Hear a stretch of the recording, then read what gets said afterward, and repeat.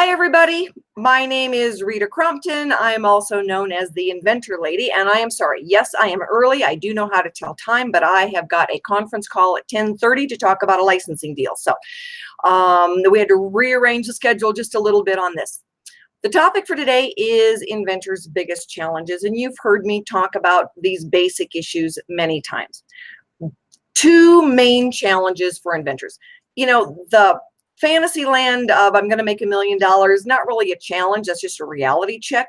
The other things are checklist items, getting your search done, talking to the patent attorney, getting a design done, prototype. Those are checklist items. Challenges, those are the things that we're talking about today. There's really two, right? Two main challenges. The first one is the money. Where is the money coming from? Understanding, once you've put out there, if you go through Inventors Galaxy Guide and you look at the different expenses and you give yourself a budget, triple it. I'm serious. The one thing I know is that when people put out, their budget and their timeline, it generally takes 2 to 3 times as much as you thought and takes 2 to 3 times as long as you thought. So save yourself a lot of indigestion and just triple it. It's much nicer when you get to the end of it and you think, oh, it didn't take me as long as I thought. All right, it didn't cost me as much as I thought. But that's only going to work if you do your basic outline and triple it. Okay, so the two biggest challenges for inventors. Money. All right, that's number one. Where's the money going to come from?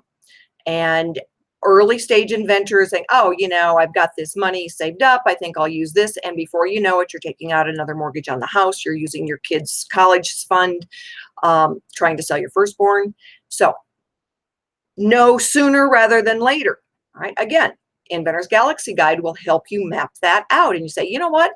I'm not going to spend this much money to be a startup. Let me spend this amount and see what we've got. Every step of the way, you reassess and you take a look at it. So when we're going through and you say, you've got a small niche product, the search shows that, but it could still be profitable. Now I had a gentleman call me this morning, very niche market, and wanted to go to the main reseller of this type of product and say, well, here's my idea. Did you want to pay me for it? Companies don't pay you for your idea. Ideas are like belly buttons. Everybody's got one, and it doesn't matter how cute yours is. I cannot sell it. It's about intellectual property. And anybody who tells you, all right, yeah, you just write it in the contract. No, you can't just write it in the contract. You've got to have some leverage. Controlling your intellectual property gives you the leverage, right? Just writing it in a contract and they breach the contract, then guess what? You're in a lawsuit and your pockets are not as deep as theirs. This is common sense. Think about it. All right. The next issue is placement. It really doesn't matter how much money you have, right? You cannot pay a store to carry you. And for the big box stores, right, for most inventors, that's a non-starter. And they're not going to carry you when you've only got one SKU. That's just the nature of the beast. And I always get exceptions. People say, oh, yeah, well, I know a buddy who did it and he's got a contact. That can be your first step to bankruptcy, right? These companies know what they're doing. They know how to take advantage of you. You get your product placed there, all right? First of all, they're consignment shops, right? They don't pay you for anything. And they could end up selling 50,000 units and send you an invoice because they were packaged wrong. The label was on the wrong side. This was done wrong. That was done wrong. All right. The other thing is they've got a 90 to 120 day payment to you. Most inventors can be bankrupt in 90 to 120 days. So what do? You license it, all right, to someone who supplies to the big box stores. They know the game. All right. They've got thousands of SKUs that they're selling to these big box stores. They front the money. All right. They understand it's a 90 to 120 day payment process. They're helping you and they've got the deeper pockets. We had a lady that licensed a product, and before they even were able to get up and running, one of the big box stores had knocked it off and they went after them and they got the product pulled. So These licensees, when you get a good one, a legitimate licensee, they fight a lot of the battles for you. All right. They really look at being able to protect their investment, which is protecting you. So when you're going out the door with those things and you're understanding the two biggest challenges, one is money. All right. Archimedes Offspring can be an answer and a help on that two different ways. One, they help mentor you. All right. So Archimedes Offspring is going to say, okay, here's your next step. Here's some service providers that you could contact. Contact your own, compare it to these. And so they can help you manage that process, even if you're not chosen to receive the money. That vetting process can be very, very valuable. And it doesn't cost you anything, right? So use it, all right? Use it to your advantage. And the other thing then is placement, and that's where licensing comes in. The companies that do the licensing, they also do the placement for you. So they do the heavy lifting, right? They get you teed up.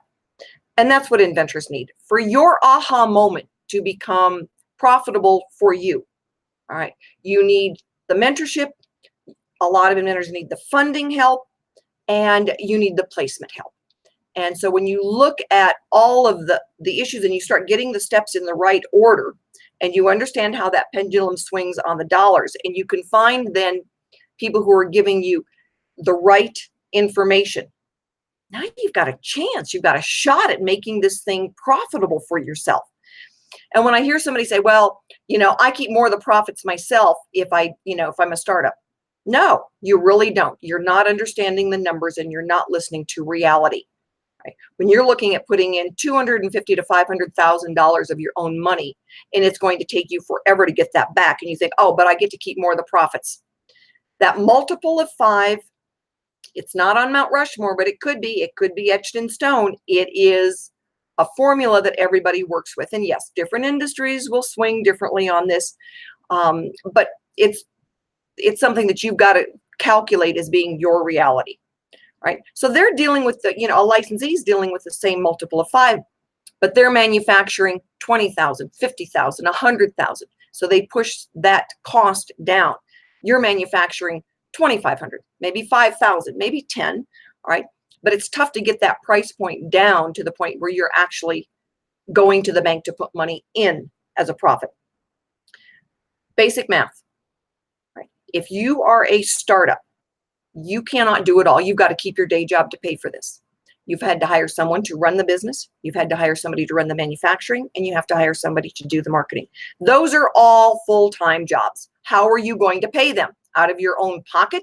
You're paying for this project to get to market, and you're also paying for your own life, right? So there's not a lot left to squeeze out of there.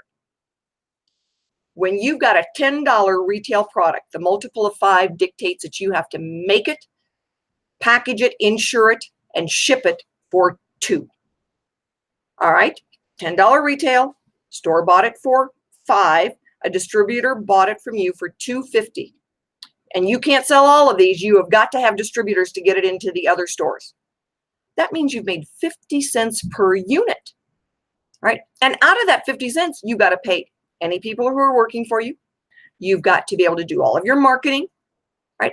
And any service providers like attorneys and accountants. Out of 50 cents, come on. Now, if you license it, right, that 5%, you're taking it to the bank. You're making a deposit, not a withdrawal. Right? Those are the reality checks for the independent inventor. All right. Shoot me your questions, inventorlady.com. You can go to Rita@inventorlady.com is my email. ArchimedesOffspring.com is the funding option. Go, take a look, apply. All right, we are right now going through vetting for that first group of inventors that will be placed in a fund. So come on, jump in. The water's warm. Talk to you on Friday.